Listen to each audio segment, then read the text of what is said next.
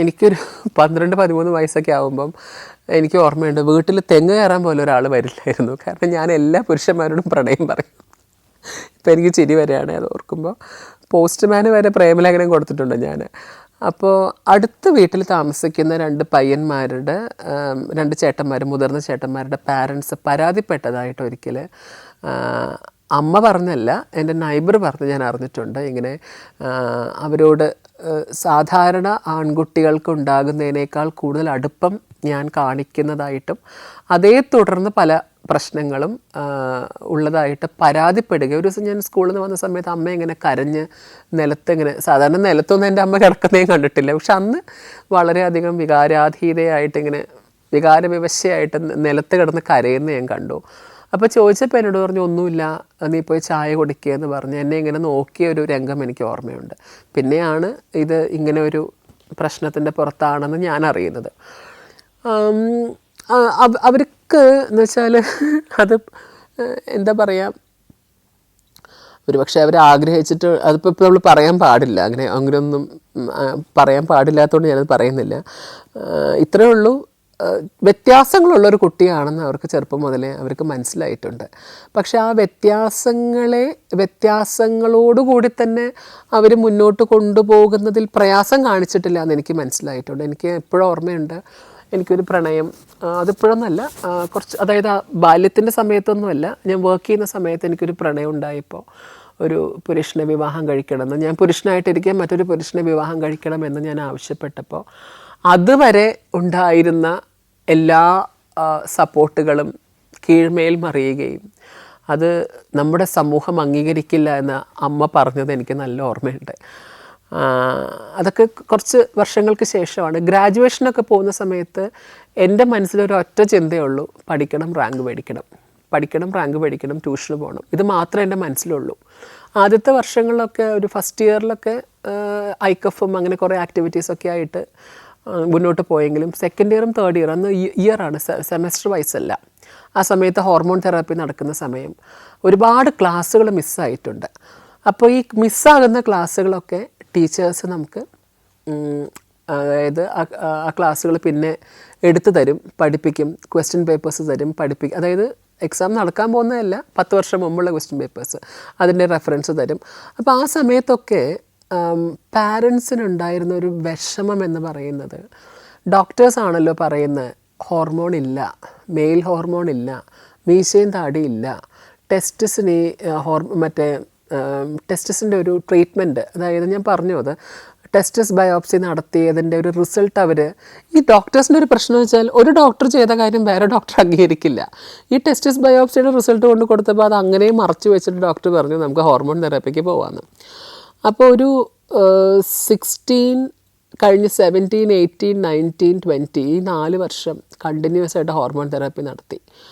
അപ്പോഴൊക്കെ പാരൻസ് വിചാരിച്ചിരുന്നൊരു കാര്യം, എനിക്കെന്തോ പ്രശ്നമുണ്ട്, ആ പ്രശ്നം മാറി ഞാൻ സമൂഹത്തിൽ മറ്റാൺകുട്ടികളെ പോലെ ജീവിക്കാനുള്ള ഒരു ട്രീറ്റ്മെൻ്റ് എന്ന് മാത്രമേ അവർക്ക് അറിയത്തുള്ളായിരുന്നു. അതല്ലാതെ ഞാൻ കടന്നു പോകുന്ന മാനസിക ശാരീരിക സംഘർഷങ്ങൾ എന്തായിരുന്നു എന്ന് അവർക്ക് അറിയില്ലായിരുന്നു. പക്ഷേ ഏറെക്കുറെ അച്ഛന് ഇതിനെപ്പറ്റി അറിയാമായിരുന്നു എന്നാണ് ഞാൻ മനസ്സിലാക്കുന്നത്. കാരണം വല്യച്ഛൻ, അദ്ദേഹം വളരെ പ്രശസ്തരായിട്ടുള്ള പലരുടെയും പേഴ്സണൽ അസിസ്റ്റൻ്റ് ആയിരുന്നു. അദ്ദേഹം പ്ലാനിംഗ് ബോർഡിലാണ് വർക്ക് ചെയ്തിരുന്നത്. അപ്പോൾ അദ്ദേഹം ഇത്തരത്തിലുള്ള പല പ്രശ്നങ്ങളും കണ്ടിട്ടുണ്ട്.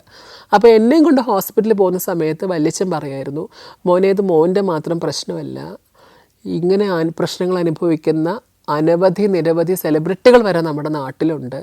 അപ്പോൾ ഇതൊരു യൂണിവേഴ്സൽ ഇഷ്യൂ ആയിട്ട് കണ്ടാൽ മതിയെന്ന് പറയുകയും ഒരുപക്ഷെ അത് അച്ഛനോട് കൺവേ ചെയ്തിട്ടുണ്ടെന്നാണ് ഞാൻ മനസ്സിലാക്കുന്നത്. കാരണം അച്ഛൻ എല്ലാ കാലത്തും വളരെ സപ്പോർട്ടീവായിരുന്നു.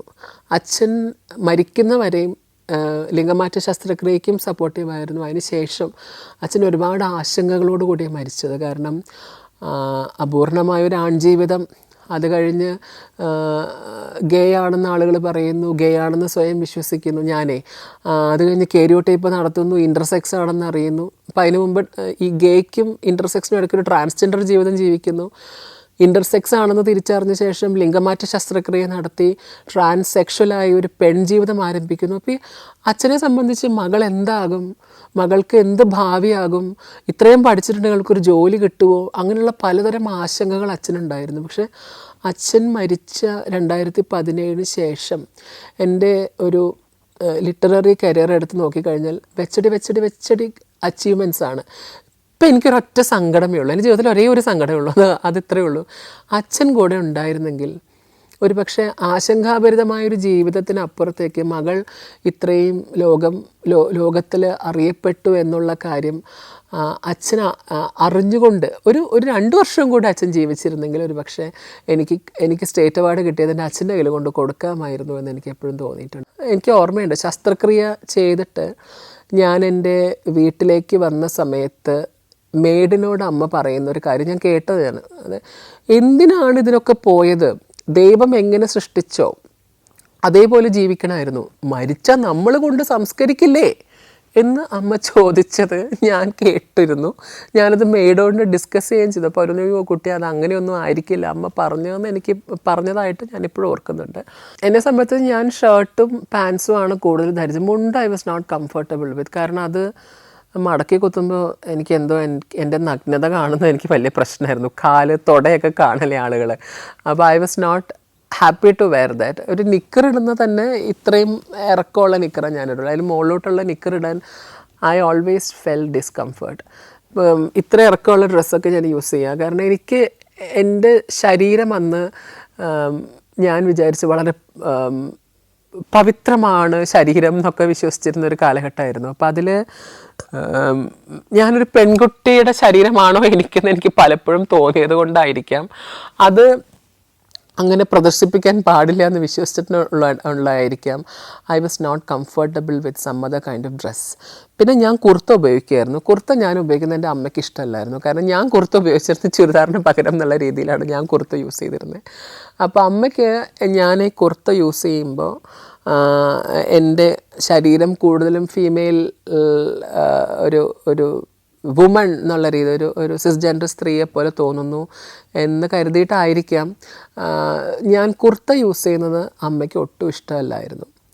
ഒരു 16 വയസ്സിലാണ് എൻ്റെ ബയോപ്സിയെ പറ്റി ഞാൻ പറഞ്ഞല്ലോ, കോഴിക്കോട് മലബാർ ഹോസ്പിറ്റലിൽ വെച്ചിട്ടായിരുന്നു എൻ്റെ ബയോപ്സി കഴിയുന്നത്. ബയോപ്സി കഴിഞ്ഞപ്പോൾ പിന്നെ കുറച്ചധികം മാനസികമായ പ്രശ്നങ്ങൾ എനിക്കുണ്ടായി. അത് ഞാൻ ഓർക്കുമ്പോൾ എനിക്കിപ്പോൾ വിറകിനെ ഓർമ്മ വരെ. എനിക്ക് വിറകെന്ന് പറഞ്ഞൊരു ജീവിയുണ്ടല്ലോ, അത് കൂട്ടിക്കിടക്കുമ്പോഴൊരവസ്ഥ. എനിക്ക് രാത്രികളിലൊന്നും ഉറങ്ങാൻ പറ്റുന്നില്ല. +2 എക്സാം കഴിയുന്ന ഒരു സമയം രാത്രി കാലങ്ങളിൽ ഉറങ്ങാൻ പറ്റുന്നില്ല. ഞാനിങ്ങനെ കണ്ണടയ്ക്കുമ്പോൾ തല നരച്ചിട്ടുള്ള പുരുഷന്മാർ, അർദ്ധനഗ്നരായിട്ടുള്ള പുരുഷന്മാർ എനിക്ക് ചുറ്റും ഇങ്ങനെ നിന്നിട്ട്, ഞാനൊരു പെൺകുട്ടിയാണ്, എൻ്റെ ശരീരത്തെ അവർ കടന്നാക്രമിക്കുകയാണ്. അപ്പോൾ ഈ അന്ന് മുറിയിലൊക്കെ ഈ കക്ക കൊണ്ടുണ്ടാക്കിയിട്ടുള്ള തൂക്കിയിടുന്ന പല കന്യാകുമാരിയിലൊക്കെ അന്ന് ഞാൻ പോയിട്ടില്ല, പല സുഹൃത്തുക്കളും കന്യാകുമാരി പോയി കൊണ്ടുവന്നതിൻ്റെ ചിപ്പിയും ഒക്കെ വെച്ചിട്ടുണ്ടാക്കി കുറേ സാധനങ്ങൾ മുറിക്കകത്തിരിപ്പുണ്ട്. അപ്പോൾ ഈ കണ്ണിങ്ങനെ തുറക്കുമ്പോൾ കാണുന്നത് 4 ചുറ്റിലും അർദ്ധനഗ്നരായ വൃദ്ധ പുരുഷന്മാർ നിന്ന് ബലാത്സംഗം ചെയ്യാൻ വേണ്ടി ഇങ്ങനെ നിൽക്കുന്ന ഒരു കാഴ്ചയാണ്. അപ്പോൾ ഒച്ച വെച്ചിട്ട് എഴുന്നേറ്റിട്ട് ലൈറ്റ് ഇടുമ്പം ആദ്യം കാണുന്നത് ഈ സാധനമാണ്. പിന്നെ നോക്കുമ്പോൾ ആരുമില്ല, പക്ഷേ ആരൊക്കെ ഉള്ളൊരു ഫീല്, അതായത് മാനസികമായൊരു സംഘർഷം. പിന്നെ തോന്നുന്നൊരു കാര്യം, ഈ കിടന്നുറങ്ങുമ്പോൾ കാലിലൂടെ ഒരു നാഗം ഇങ്ങനെ എഴഞ്ഞ് നെഞ്ചിൻ്റെ മുകളിൽ വന്നിട്ട് അതിങ്ങനെ കൊത്താനായിട്ട് ഇങ്ങനെ നിൽക്കുകയാണ്. പേടി, ഉറങ്ങാൻ പറ്റുന്നില്ല, ഒരു രീതിയിലും ഉറങ്ങാൻ പറ്റുന്നില്ല. ആ സമയത്ത് എനിക്കൊരു അഫെയർ എന്ന് വെച്ചാൽ അവിടെ വീടിനടുത്തോ മറ്റോ ഉള്ള 2-3 യുവാക്കളുടെ ഷോപ്പിലേക്ക് ഫോണിൽ ഞാൻ വിളിച്ച് സംസാരിക്കുന്നു. ഞാൻ പെൺകുട്ടിയാണെന്ന് കരുതി. എൻ്റെ വോയിസ് അന്ന് കുറച്ചുകൂടി റൊമാൻറ്റിക് എന്ന് ഞാൻ പറയില്ല, പക്ഷെ അത് കുറച്ചുകൂടി ഒരു സ്വീറ്റ് വോയിസ് ആയിരുന്നു. അപ്പോൾ ഞാൻ പെൺകുട്ടിയാണെന്ന് തെറ്റിദ്ധരിച്ച് എന്നെ വീട്ടിൽ പ്രപ്പോസ് ചെയ്യാൻ ആളുകൾ വരുന്നു. അപ്പോൾ ഇതൊക്കെ കണ്ടപ്പോൾ അച്ഛനും അമ്മയ്ക്കും എന്തൊക്കെയോ ഒരു പന്തികേടുള്ള പോലെ അവർക്ക് ഫീൽ ചെയ്യാണ്. അപ്പോൾ എന്നോട് അച്ഛൻ ചോദിച്ചു, നിനക്ക് എന്തെങ്കിലും പ്രശ്നമുണ്ടോ എന്ന് ചോദിച്ചു. അപ്പോൾ ഞാൻ പറഞ്ഞു, എനിക്ക് നമ്മുടെ റിലേറ്റീവായിട്ടുള്ള ഒരു സൈക്യാട്രിസ്റ്റ് ഉണ്ടല്ലോ, പേര് പറയില്ല, അദ്ദേഹം വലിയ സെലിബ്രിറ്റിയാണ്, അതുകൊണ്ടാണ്. അദ്ദേഹത്തിനെതിരെ ഞാൻ പരാതി കൊടുത്തിരുന്നു, കേസ് കൊടുത്തിരുന്നു. അദ്ദേഹത്തോട് എനിക്ക് സംസാരിക്കണം എന്നുണ്ട്. കാരണം എനിക്ക് എന്താ സംഭവിക്കുന്നത് എനിക്ക് മനസ്സിലാകുന്നില്ല, എനിക്ക് ഉറങ്ങാൻ പറ്റുന്നില്ല. അങ്ങനെ ഞങ്ങൾ പിറ്റേ ദിവസം തന്നെ അന്ന് നമുക്ക് ഓട്ടോറിക്ഷ ഉണ്ട്, പക്ഷേ ഓട്ടോറിക്ഷ ഉണ്ടോ, ഓട്ടോറിക്ഷ വിറ്റ സമയം തോന്നുന്നു, നമ്മളൊരു കാറ് വാങ്ങിയ സമയമാണ്. നമ്മൾ കാറിൽ, വേറെ ആരും അറിയണ്ട, നമ്മൾ കാറിൽ ഇവിടെ നിന്നൊരു ഡ്രൈവറെ വെച്ച് ട്രിവാൻഡ്രത്ത് പോയി അദ്ദേഹത്തെ കണ്ട് അദ്ദേഹത്തോട് ഒരു ദിവസം മുഴുവൻ ഇരുന്ന് ഈ പ്രശ്നങ്ങൾ അവതരിപ്പിച്ചു. അപ്പോൾ നമ്മളെന്താ വിചാരിക്കുക, നമ്മുടെ റിലേറ്റീവാണ്, ഡോക്ടറാണ്, സൈക്യാട്രിസ്റ്റാണ്, അദ്ദേഹം നമ്മളെ സഹായിക്കുമെന്ന്. അദ്ദേഹം ചെയ്തൊരു കാര്യം, ട്രിവാൻഡ്രത്തെ അറിയപ്പെടുന്ന ഒരു എൻഡോക്രിനോളജിസ്റ്റിൻ്റെ അടുത്തേക്ക് എന്നെ റെഫർ ചെയ്തു. അദ്ദേഹത്തിൻ്റെ പേരും പറയില്ല, കാരണം മെഡിക്കൽ നെഗ്ലിജൻസ് ഞാൻ കേസ് കൊടുത്തിരുന്നു അദ്ദേഹത്തിനെതിരെ. അവിടെ പോയിട്ട് ഇദ്ദേഹം കൂടെ ഉണ്ട്, അമ്മ വന്നില്ലെന്ന് തോന്നുന്നു, അച്ഛനും വല്യച്ഛനും, അച്ഛനായിരുന്നു കൂടെ, അത് വല്യച്ഛനായിരുന്നു, കാരണം ഇത് എങ്ങനെ പാരൻസ് എടുക്കും എന്നറിയില്ലല്ലോ. അപ്പോൾ ഡോക്ടർ പറയുന്നു നമുക്കൊരു ബ്ലഡ് ടെസ്റ്റ് നടത്താം, ഇതൊക്കെ വായിച്ചു നോക്കിയിട്ട് ബ്ലഡ് ടെസ്റ്റ് നടത്താം. ശരി, ബ്ലഡ് ടെസ്റ്റ് നടത്തിയപ്പോൾ മെയിൽ ഹോർമോൺ ഇല്ല, പ്യൂബിക് ഹെയർസ് വളരുന്നില്ല, അമ്മയുണ്ടെന്ന് തോന്നുന്നു. അപ്പോൾ ഡോക്ടർ പറയുകയാണ് നമുക്ക് വേണമെങ്കിൽ ഒരു ഹോർമോൺ തെറാപ്പി നടത്താം. അന്ന് എൻ്റെ വയസ്സ് കൂടെ ആലോചിക്കണം. ഐ വാസ് ഹാർഡ്ലി 17 or 18 ആയിട്ടില്ല, ഐ വാസ് ഹാർഡ്ലി 17. എന്ത് ഹോർമോൺ? Male hormone. എന്തിന്? ആണാണല്ലോ. അപ്പോൾ ആൺ അവസ്ഥയിൽ തന്നെ കണ്ടിന്യൂ ചെയ്യിക്കുന്ന രീതിയിൽ നമുക്ക് മെയിൽ ഹോർമോൺ ചെയ്യാം. അപ്പോൾ മീശ, താടി, പ്യൂബിക് ഹെയർസൊക്കെ വളരും. അപ്പോൾ അന്ന് എനിക്ക് ബ്രസ്റ്റ് ചെറുതായിട്ട് വളർന്നിട്ടുണ്ട്, പക്ഷെ അതങ്ങനെ കാര്യമാക്കിയിട്ടില്ല. Slovenia, Montenegro, Serbia, Panama. Sancharam volume number 13 full HD-യിലുള്ള ഈ അപൂർവ ദൃശ്യയാത്രാ വിവരണ ശേഖരം സ്വന്തമാക്കാൻ 9995444222 എന്ന നമ്പറിലേക്ക് സഞ്ചാരം എന്ന് SMS ചെയ്യൂ. എങ്ങനെയാണ് ഈ ഹോർമോൺ തെറാപ്പി നടത്താൻ പോകുന്നതെന്ന് ചോദിച്ചാൽ, നമ്മൾ എനിക്ക് തോന്നുന്നു 2 months കൂടുമ്പോൾ ബൈമന്ത്ലി ആണ് ഇതിൻ്റെ ചെക്കപ്പ് നടക്കുന്നത്. അപ്പോൾ തൃശ്ശൂരുള്ളൊരു മെഡിക്കൽ സ്റ്റോറിൽ നമ്മൾ പോയി, വീക്കെൻഡിലാണെന്ന് തോന്നുന്നു, ടെസ്റ്റോസ്റ്ററോൺ ബട്ടക്സിൽ എടുക്കണം. പുരുഷനാണ് ബട്ടക്സിൽ ഈ ഇഞ്ചക്ഷൻ എടുക്കുന്നത്. അയാളോട് പ്രേമം തോന്നിയത് വേറെ കാര്യം, ബിക്കോസ് അയാൾ നമ്മുടെ ശരീരം കാണുകയല്ലേ. അത് പിൽക്കാലത്തുണ്ടാകുന്ന സംഭവം. അപ്പോൾ ശരി, അങ്ങനെ ചെയ്യാം. അപ്പോൾ ആ സമയത്ത് കോളേജിൽ പഠിക്കുന്നു, ഒരു റാങ്ക് മോഹിച്ച് കോളേജിൽ വന്ന, അത് ആണുങ്ങൾ മാത്രമുള്ളൊരു കോളേജ്. എന്നെ സംബന്ധിച്ച് എൻ്റെ ജീവിതത്തിലെ ഏറ്റവും നല്ല കലാലയ പഠനം അപ്പോഴായിരുന്നു. കാരണം സെക്യൂരിറ്റി മുതൽ ഹെഡ് മാസ്റ്റർ വരെ, പ്രിൻസിപ്പൾ വരെ അവിടെ എല്ലാം പുരുഷന്മാരാണ്. എനിക്ക് ഇടം വരെ നോക്കണ്ട, നിറയെ പുരുഷന്മാർ. അപ്പോൾ യൗവനത്തിൽ പൂത്തുലയുന്ന ഒരു പെൺകുട്ടിയെ സംബന്ധിച്ച്, ഉള്ളിലിരിക്കുന്ന ഞാൻ, ആൺ ശരീരത്തിൻ്റെ പ്രകടനങ്ങൾക്കുള്ളിൽ ജീവിക്കുന്ന എന്നെ സംബന്ധിച്ച് ചാകരയാണ് സത്യത്തിൽ. എവിടെ നോക്കിയാലും പുരുഷന്മാരാണ്. അപ്പോൾ ഇവർ തൊടുമ്പോഴും ഇവരോട് സംസാരിക്കുമ്പോഴൊക്കെ ഞാൻ ഇങ്ങനെ പുളകിതയായിക്കൊണ്ടിരിക്കുകയാണ്. എനിക്ക് എപ്പോഴും പറയുമ്പോൾ I feel so happy, really excited. ആ സമയത്ത് എനിക്ക് എപ്പോഴും ഓർമ്മയുണ്ട്, എക്സാം ഡ്യൂട്ടിക്ക് വന്ന ഒരു സുവോളജി സാറിന് പ്രണയലേഖനം കൊടുക്കുന്നതും ഭയങ്കര വിവാദം ഉണ്ടാവുന്നതൊക്കെ ഐ സ്റ്റിൽ റിമെമ്പർ. പറഞ്ഞു വരുന്നത്, ആ സമയത്ത് എനിക്ക് ഹോർമോൺ തെറാപ്പി നടക്കുകയാണ്. അപ്പോൾ ഈ ഹോർമോൺ തെറാപ്പി നടന്ന് ആദ്യത്തെ ഒരു 2-3 weeks കഴിയുമ്പോൾ ഒരു ദിവസം ക്ലാസ്സിൽ ഞങ്ങൾ ആൺകുട്ടികളുടെ ഇടയിൽ ഒരു നിസ്സാര പ്രശ്നം ഉണ്ടാവുകയും ഞാൻ പെട്ടെന്ന് ക്ലാസ്സിൻ്റെ അകത്തുനിന്ന് ഇറങ്ങി ഒന്നാം നിലയുടെ മുകളിൽ നിന്ന് താഴേക്ക് ചാടാൻ വേണ്ടി വന്നു. എനിക്ക് എന്താ സംഭവിക്കുന്നതെന്ന് മനസ്സിലാകുന്നില്ല.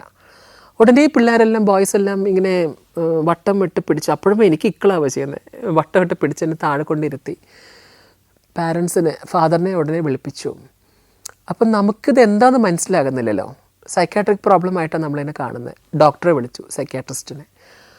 അപ്പോൾ അദ്ദേഹം ആദ്യം പറഞ്ഞ കാര്യം, ഒരു സ്ഥലത്തേക്ക് ഞാൻ റെഫർ ചെയ്യാം, കൊച്ചുപ്പ മീൻസ് ഞങ്ങളുടെ, അത് പോപ്പുലർ ടോക്കാണോ എന്ന് എനിക്കറിയില്ല, ഞങ്ങളുടെ ഇടയിൽ, ഞങ്ങളുടെ ഒരു നാട്ടിൽ ഇത് വെച്ചിട്ട് അച്ഛൻ്റെ അനിയൻ ചിക്ക എന്നൊക്കെ പറയും, ഇളയച്ചൻ എന്നൊക്കെയാണ് ചില നാട്ടിൽ പറയുക. കൊച്ചുപ്പ ഒരു കാര്യം ചെയ്യും, മോനെയും കൊണ്ട് തൃശ്ശൂർ മെൻ്റൽ ഹോസ്പിറ്റലിൽ കൊണ്ടുപോകൂ. എന്തിന്? ഇതൊരു സൈക്യാട്രിക് പ്രോബ്ലമാണ്. ഈ ഹോർമോൺ തെറാപ്പി എടുക്കുന്ന സമയത്ത് ചിലർക്ക് ഇത്തരം ഇഷ്യൂസ് ഉണ്ടാകും. മെൻ്റൽ ഹോസ്പിറ്റൽ എന്ന് വെച്ചാൽ വെനസ്ഡേയ്സിലും സാറ്റർഡേയ്സിലാണ് അവിടെ പോകേണ്ടത്. അവിടെ ചെല്ലുമ്പോൾ ബ്രഷ് കൊടുത്താൽ ഹാർമോണിയ എന്ന് പറയുന്ന ആൾക്കാരുടെ ഇടയിലാണ് നമ്മൾ പോകുന്നത്. ഷോക്ക് ട്രീറ്റ്മെൻറ്റ്സ് എടുക്കുന്നവർ അവരെയൊക്കെ കാണാം.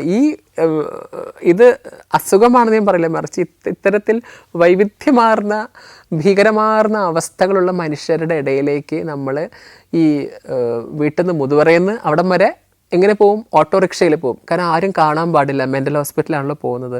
മെൻ്റൽ ഹോസ്പിറ്റലിൽ ഒരു ആൺകുട്ടിയെ കൊണ്ടുപോയാൽ പ്രാന്താണെന്നല്ലേ സമൂഹം പറയുള്ളൂ. അങ്ങനെ കൊണ്ടുപോയി എല്ലാ വെനസ്ഡേസിലും എല്ലാ സാറ്റർഡേസിലും ഡോക്ടർ. അപ്പം കോളേജുള്ള ദിവസമാണെങ്കിൽ കോളേജിൽ നിന്ന് ഹാഫ് ഡേ എടുത്തിട്ട് 3 o'clock 1:30 സെഷന് വരും. ഈ ഡോക്ടറെ സംബന്ധിച്ച് doctor was completely unknown about what was happening in me.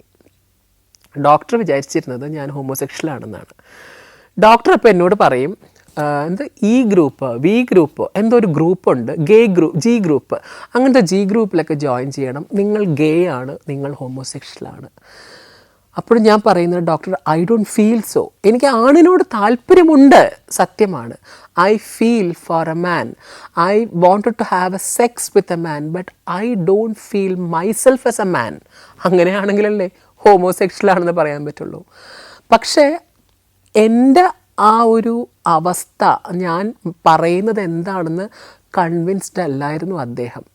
അപ്പോൾ ഈ രാത്രിയിൽ ഉറക്കം വരുന്നില്ല, കൂട്ടബലാത്സംഗം ചെയ്യുന്ന വൃദ്ധരെ പറ്റി, അതുപോലെ ശരീരത്തിലേക്ക് ഇഴഞ്ഞു കയറുന്ന നാഗത്തെ പറ്റിയൊക്കെ ഞാൻ പറഞ്ഞപ്പോൾ ഇവരെനിക്ക് കുറേ അധികം മരുന്നുകൾ എഴുതി. അതാണ് ഏറ്റവും വലിയ സംഘർഷം. എപ്പിലെക്സ് ക്രോണ, പിന്നെ എന്താണ് ലോണാസെപ്പ്, ഇങ്ങനെ കുറേ മരുന്നുകൾ. ഇത് ഉച്ചയ്ക്ക് 12 മണിക്ക്, അതായത് ഹോർമോൺ എടുക്കുന്നുണ്ട്, മെയിൽ ഹോർമോൺ എടുക്കുന്നുണ്ട്, ഈ മരുന്ന് കഴിക്കുന്നുണ്ട്. അന്ന് എൻ്റെ വയസ്സ് 18. ഈ മരുന്ന് സ്റ്റാർട്ട് ചെയ്ത ശേഷം എൻ്റെ വെയ്റ്റ് 18, വെയ്റ്റ് 81, 19 പ്രായം, ബോഡി വെയ്റ്റ് 91. കാരണം ഈ കഴിക്കുന്ന മരുന്ന് കൊണ്ട് സത്യത്തിൽ ആമാശയാണ് വലുതായത്. അവിടെ ഇവിടെയൊക്കെ കുറേ മുടിയൊക്കെ വന്നു, രോമങ്ങളൊക്കെ വന്നു, മീശ, താടി, കുറച്ച് പ്യൂബിക് ഹെയർസ് വന്നു എന്നല്ലാതെ വേറൊരു ചേഞ്ചസും ശരീരത്തിലുണ്ടായില്ല. പിന്നെ ഉണ്ടായത് മെലിഞ്ഞ് ഇരുന്നൊരു ഞാൻ നല്ല തടി വെച്ച് ശരീരമൊക്കെ കൊഴുത്ത് ഒരു വല്ലാത്ത രൂപമായി. ഞാൻ ഇന്നും ഓർക്കുന്നു, ഞാൻ ഫസ്റ്റ് ഡേ എൻ്റെ ഗ്രാജുവേഷൻ സെക്കൻഡ് ഇയറിലാന്ന് തോന്നുന്നു, ഞങ്ങളുടെ സീനിയേഴ്സിൻ്റെയോ ജൂനിയേഴ്സിൻ്റെ ക്ലാസ്സിലേക്ക് പോയ സമയത്ത് പിള്ളേരെല്ലാം എഴുന്നേറ്റ് ഗുഡ് മോർണിംഗ് സാർ എന്ന് പറഞ്ഞു. കാരണം എൻ്റെ ഒരു രൂപം, എൻ്റെ ഒരു ശരീരമൊക്കെ കണ്ടിട്ട് അവരൊരു പ്രൊഫസറാണ് കാര്യം. അത്രയ്ക്കും അന്നത്തെ കാഴ്ചപ്പാട് അങ്ങനെയാണല്ലോ, വലിയൊരാൾ, ഒരു ജൈജാൻറ്റിക് ഫിഗർ എന്നൊക്കെയല്ലേ പറയാം അന്നൊക്കെ. അപ്പം അങ്ങനെ എൻ്റെ ശരീരം ക്രമേണ വലുതാകാൻ തുടങ്ങി. അപ്പോൾ ഇവർ പറഞ്ഞൊരു ഓപ്ഷൻ എന്ന് പറയുന്നത്, ഈ ബോഡി വെയ്റ്റ് എടുക്കരുത്, പീനസ് വളരെ ചെറുതായതുകൊണ്ട് ബോഡി വെയ്റ്റ് എടുക്കരുത്, അത് പീനസിനെ ബാധിക്കും. പിന്നെ എനിക്കുണ്ടായിരുന്ന ഒരു എക്സസൈസ് എന്ന് പറയുന്നത് ഇറ്റ് വാസ് സൈക്ലിംഗ് പാടെ ഉപേക്ഷിക്കണം, കാരണം അത് ടെസ്റ്റിസിന് പ്രോബ്ലം ഉണ്ടാക്കും. മറ്റേത് പീനസിന്, ഇത് ടെസ്റ്റിസിന് പ്രോബ്ലം ഉണ്ടാക്കും. അങ്ങനെ സൈക്കിളൊക്കെ വിറ്റു. അപ്പം നമുക്ക് ഫിസിക്കലി ഒരു തരത്തിലുള്ള എക്സസൈസും ഇല്ല. ബോഡി ബിൽഡിങ്ങിന് പോയിരുന്നു, അതൊക്കെ സ്റ്റോപ്പ് ചെയ്തു. ബോഡി ബിൽഡിങ്ങിനൊക്കെ പോകുന്നത് ഈ പറയുന്ന, നിങ്ങൾ ഇങ്ങനെ ആണല്ലോ കാണാൻ, അപ്പോൾ നിങ്ങളുടെ ശരീരം കുറച്ചുകൂടെ ഉറയ്ക്കുമ്പോൾ നിങ്ങൾ പുരുഷനെ പോലെ ആകുമല്ലോ എന്നുള്ള പല ഡോക്ടേഴ്സിൻ്റെയും സൈക്യാട്രിസ്റ്റുകളുടെ ഒക്കെ ഉപദേശം കൊണ്ടാണ് ജിമ്മിനൊക്കെ പോകുന്നത്. അതൊക്കെ സ്റ്റോപ്പ് ചെയ്തു. അങ്ങനെ ക്രമേണ ശരീരം വലുതാകാൻ തുടങ്ങി. അപ്പോൾ അന്ന് ഡോക്ടർ ഒരു കാര്യം പറഞ്ഞിരുന്നു, ഈ ട്രിവാൻഡ്രത്തെ ഡോക്ടർ, അതായത് ചിലപ്പോൾ സൈഡ് എഫക്ട്സ് ഉണ്ടാകാം. എന്താണ് സൈഡ് എഫക്റ്റ് എന്ന് അദ്ദേഹം പറഞ്ഞില്ല.